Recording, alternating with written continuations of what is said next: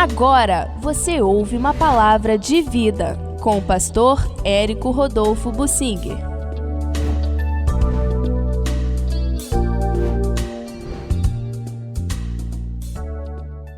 Como funciona a certeza de salvação que se pode ter? Eu quero comentar algo baseado no capítulo 8 de Romanos, que é fundamental.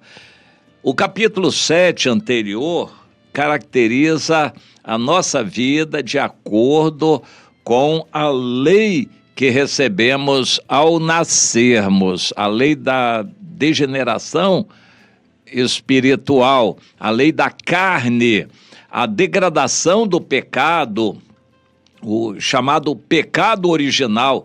Nós herdamos uma natureza tendente para o mal, a inclinação da nossa carne. Nós herdamos isso. Ninguém precisa ensinar uma criança a ser violenta, a desobedecer, fazer manha. Isso já vem da natureza. É só ter liberdade de se expressar. Ninguém precisa ensinar alguém a ter ganância e assim por diante, vaidade. Tudo isso nós já temos na nossa natureza. Nós podemos alimentar essa natureza, e é o que fazemos no decorrer da nossa vida, dando alimento à carne. Mas isto é o capítulo 7 de Romanos. Nós vemos essa nossa natureza com uma força muito grande. A gente não quer pecar e a nossa natureza nos leva a pecar. Nós pecamos contra a nossa vontade e não compreendemos isso. É uma força, uma lei natural que existe dentro de nós, a inclinação da carne, a concupiscência da carne. Nós já nascemos com isto. E isto nos leva a pecar. E ao pecarmos, nós temos outra lei, que é da justiça de Deus, a segunda lei espiritual. Toda carnalidade, todo pecado tem consequência. O salário do pecado é a morte.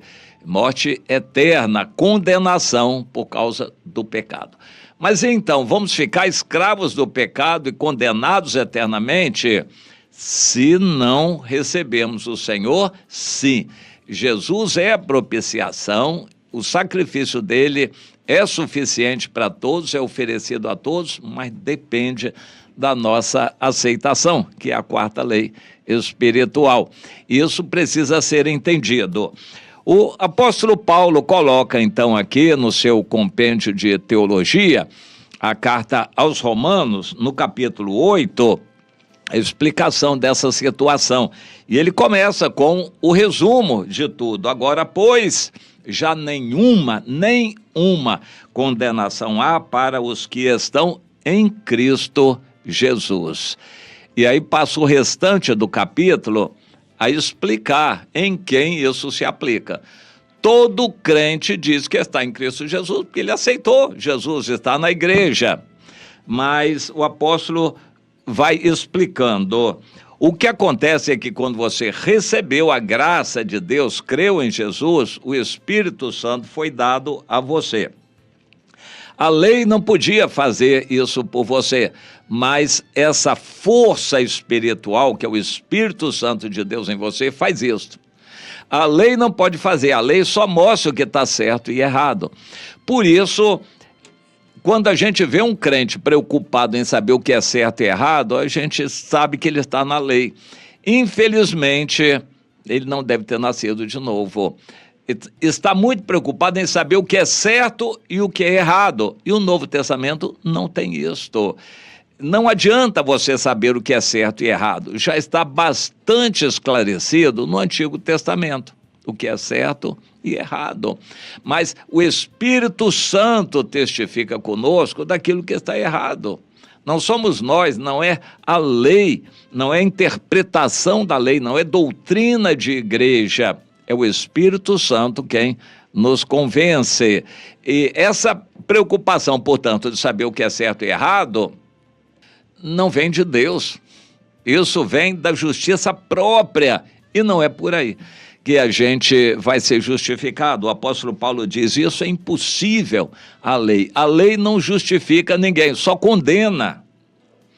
Mas Deus faz isto, porque a morte de Jesus condenou o pecado na carne, mas então passa a ver os sintomas. Se você realmente está em Cristo Jesus, se você nasceu de novo, para começar, o versículo 16 diz que é o Espírito Santo quem vai testificar com você.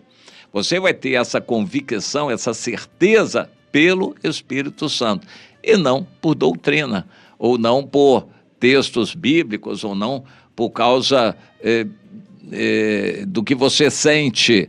É o Espírito Santo que vai testificar com você que você está bem.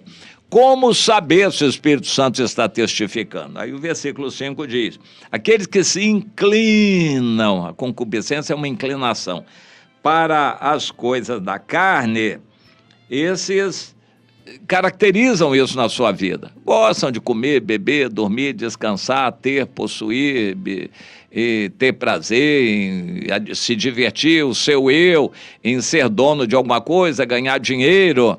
Tudo isso são características naturais da inclinação da carne. O seu coração está nessas coisas. Mas aqueles que se inclinam para o Espírito, cogitam das coisas do Espírito. Você tem alegria em agradecer a Deus, falar do Evangelho, ler a Bíblia, orar, estar em culto com os irmãos. Você busca reunião para estar junto com os irmãos cultuando a Deus. Isso é inclinar-se para as coisas do Espírito. O que vai para a carne se inclina e gosta e acaba se dando as coisas da carne. Vibra com filme, com passeio, férias, diversão, viagens e Olimpíadas. A pessoa se diverte, gosta, o coração está nessas coisas. Isso, e o apóstolo Paulo diz, essa inclinação para as coisas da carne são inimizade contra Deus. Mas aqueles que estão na carne não podem agradar a Deus.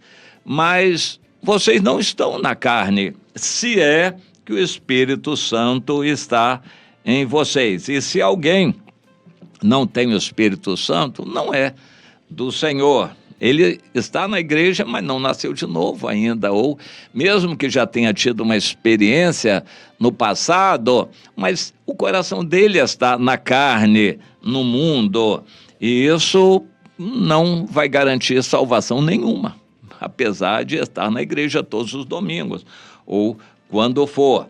E a gente vai entender outras coisas.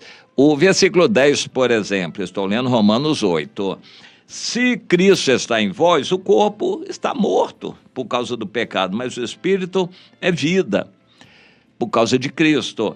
E se habita em vós o Espírito daquele que ressuscitou Jesus dentre os mortos, esse mesmo vivificará também o vosso corpo mortal por meio do seu Espírito que em vós habita. Vivificará, dará vida espiritual, alegria com as coisas de Deus. E assim ele continua, irmãos, somos devedores não à carne, não é justiça própria, não é capacidade de cada um, não é esforço, não é religião, não é nada disto, mas é você, pelo Espírito de Deus, mortificar os feitos do corpo, para que possa ser guiado pelo Espírito Santo. Todos os que são guiados pelo Espírito Santo são filhos de Deus.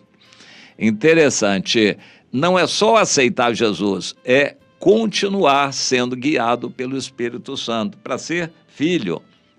Você é filho ou sou um religioso? Sou um crente de igreja. Você é uma filha? É guiada pelo Espírito, conversa, o Espírito age em você, você tem prazer em buscar ouvir a voz do Espírito. E aí ele faz uma comparação religiosa. Na lei, na religião, aqueles que estão na religião recebem os podes e não podes, um espírito de escravidão, e vivem atemorizados, com medo dos preceitos da religião. Mas quem recebeu o Espírito Santo de Deus é o espírito de adoção.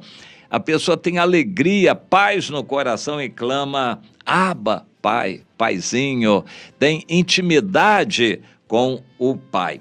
O próprio Filho, Jesus, que foi dado por nós, acaba sendo nosso irmão, e nós vamos ser herdeiros de Deus junto com Jesus, co-herdeiros junto com Jesus. E vamos sofrer com Ele para um dia sermos glorificados com Ele. Mas quem testifica isso em nós é o Espírito Santo. Não só quando você se batizou ou tomou a decisão lá atrás, é todo dia. Você tem essa comunhão com o Espírito Santo todo dia? Não é ir à igreja, é comunhão todo dia com o Espírito Santo. Você tem essa inclinação para as coisas do Espírito. Tudo isso é para nos ajudar a saber se você está verdadeiramente no Senhor, no caminho da salvação, ou não. Se você está conversando com o Espírito, buscando as coisas de Deus todos os dias, então já nenhuma condenação há sobre você, porque o Espírito Santo está te fazendo consertar continuamente, e o sangue de Jesus pagar todos os seus pecados. Mas se você se inclina para as coisas da carne, então muito provavelmente você está na carne e não pode agradar a Deus assim, e não vai ter salvação. É bom você rever isso. Não é estar na igreja e ser religioso, é estar no Espírito e ser guiado pelo Espírito todos os dias, sempre. Isto é ser filho de Deus, segundo o apóstolo Paulo em Romanos, no capítulo 8. Agora, examine a sua vida para não ser enganado. Cuidado, você que está na religião, mas não é guiado pelo Espírito de Deus. Tome cuidado.